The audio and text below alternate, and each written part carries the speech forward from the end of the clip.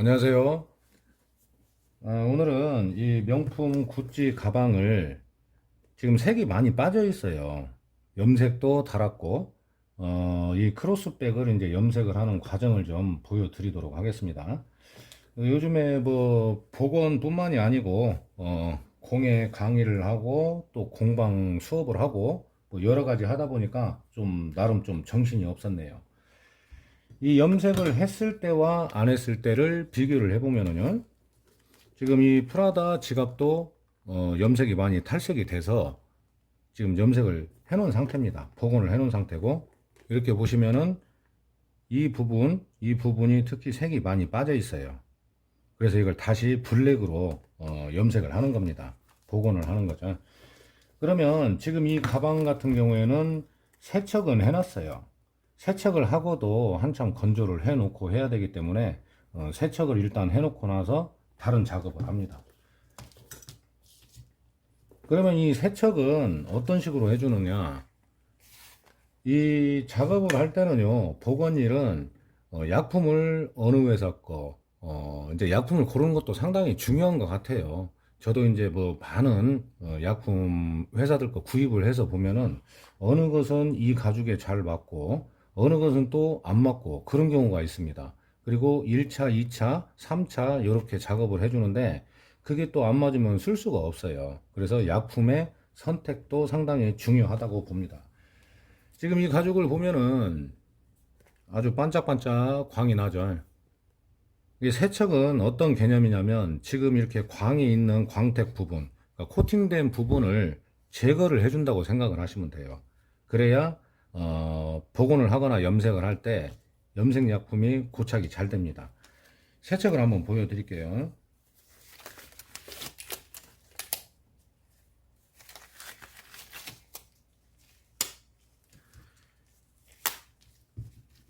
세척제도 종류가 많은데 주로 이제 뭐 닦아내는 그런 역할을 하다 보니까 알코올 성분이나 이런 성분들이 들어 있습니다.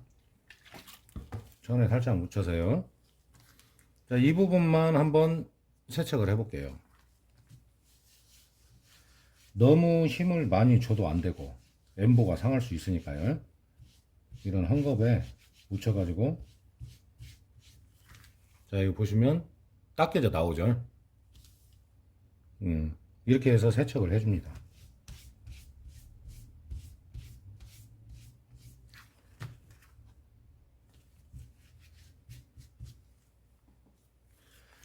자, 이제 보시면 이 닦여진 부분에는 광택이 없죠. 이쪽에는 광택이 그대로 남아 있고 이쪽은 광택이 제거가 됐습니다. 이 부분이요. 이렇게 세척을 해주고 나서 건조를 해줘야 돼요.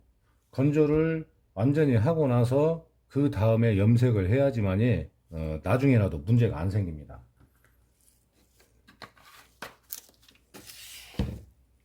자, 그러면 이제 명품 가방을 이쪽 면을 먼저 해가지고 좀 보여드릴게요. 색감의 차이를요.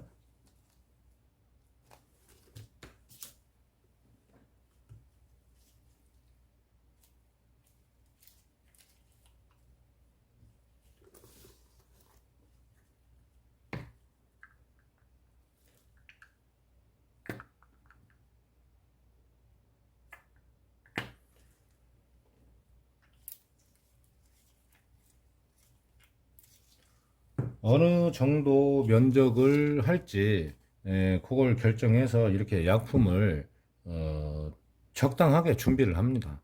너무 많이 해놔도 안 되고요. 또 굳어가고 말라가기 때문에 그런 겁니다.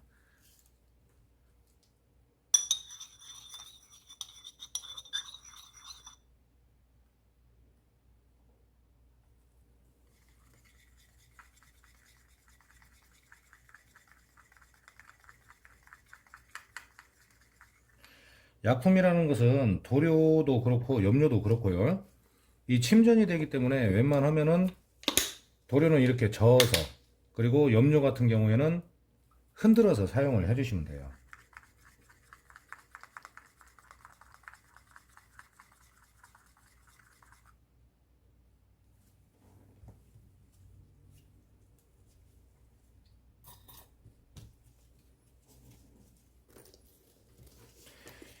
세척을 해서 건조가 완전히 됐으면 그 다음에 이제 염색을 해주게 되는데요. 지금 색상이 이 프라다 지갑과 봐도 확실히 차이가 있죠. 광택도 그렇고요. 이제 이 면을 염색을 해보면은 아주 검게 그리고 광택도 살아나고 그렇게 염색이 됩니다. 염색을 할 때 주의하실 점은요. 뭐 여러 가지 어디에서 약품을 구입해서 쓰셔도 되지만 약품의 선택이 중요하다고 했죠. 염색이 고착이 잘 되는 회사 것이 있고 어떤 데는 또 너무 묽어요. 그래서 또 안 되는 염색을 했을 때 그러니까 몇 개월 지나고 나서 좀 문제가 생기는 경우도 있더라고요. 그러니까 수많은 테스트죠. 이런 면은 스펀지로 해줘도 되는데 오늘은 붓으로 해보겠습니다. 자, 이렇게 약품을 바를 때는 이거 흘러내리죠. 이렇게 두텁게 하면 안 돼요. 그냥 슬슬 해가지고 엄청 두껍게 하면 안 되고 잘 펴서 해줘야 돼요. 펴서 틈 사이가 잘 들어갈 수 있게.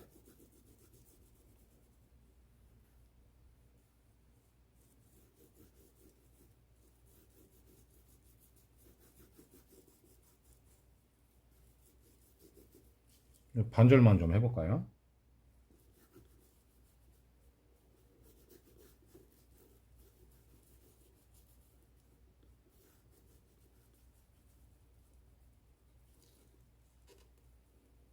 이런 파이핑 틈에 염색 약품이 뭉쳐있지 않도록.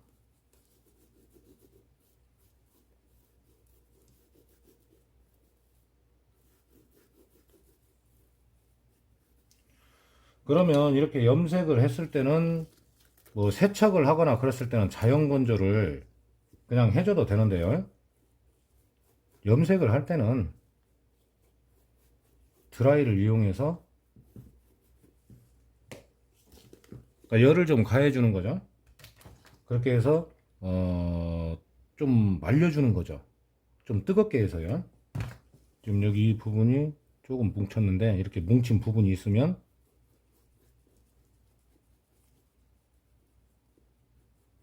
뭉치지 않게 자 드라이로 살짝 말려 볼게요.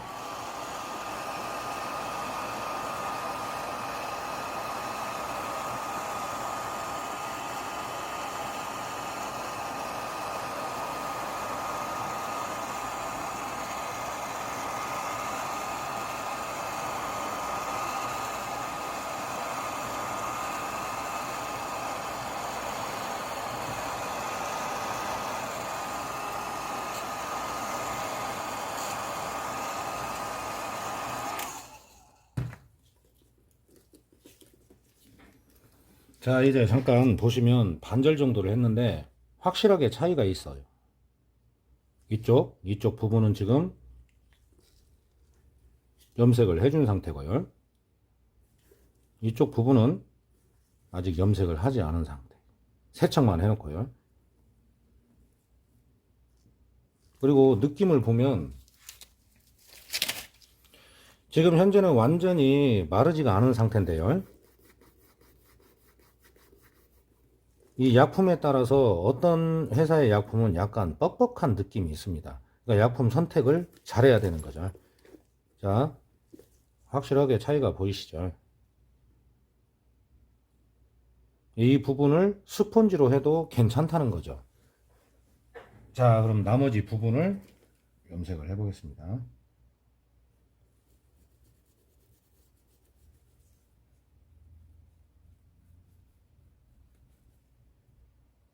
이게 참 보건 일이 재밌는 것 같아요. 손님들이 일단 만족을 하면은 기분이 좋죠. 색이 빠져가지고 검정색이 회색처럼 보였던 가방이 깨끗하게 까맣고 광도 나고 그러면 보기도 좋고 쓸 때 기분도 달라지잖아요. 좀 이렇게 색이 많이 빠져 있고 그러면 어디 들고 나가면 좀 껄쩍지근하고 그러는데 이렇게 염색 한번 해주고 나면은 아주 그냥 기분 좋게 들고 다닐 수가 있습니다. 그게 또 보람이고 재미예요. 자, 이제 이쪽 면을 다 해봤습니다. 잠깐 또 건조를 해줄게요.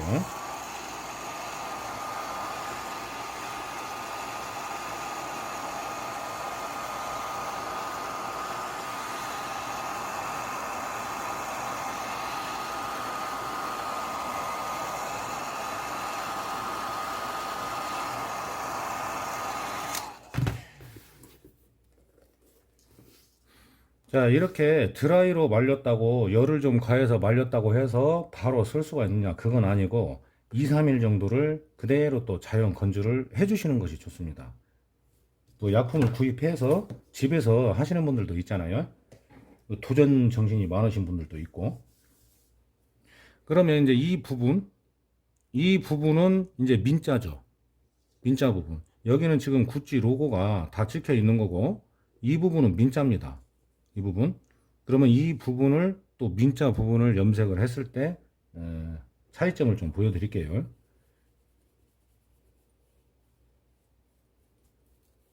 골고루 뭉치지 않게.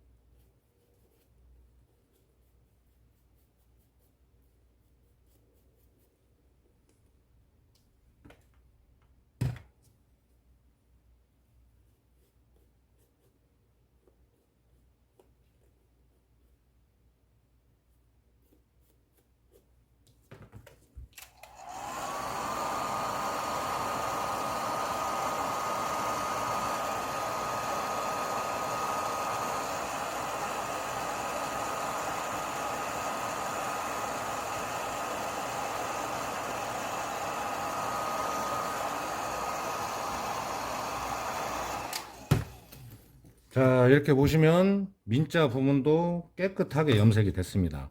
처음에 이제 색이 빠져가지고 회색처럼 회색같이 보였었는데 지금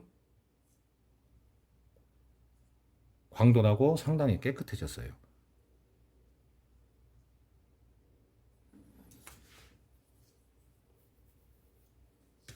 방금 건조를 했는데 상당히 매끈하고 느낌도 좋습니다. 지금 요런 거죠. 지금 이 상태 염색을 해준 상태와 염색을 하지 않은 상태 차이점이 보이시죠? 이렇게 해서 염색을 해주는데요.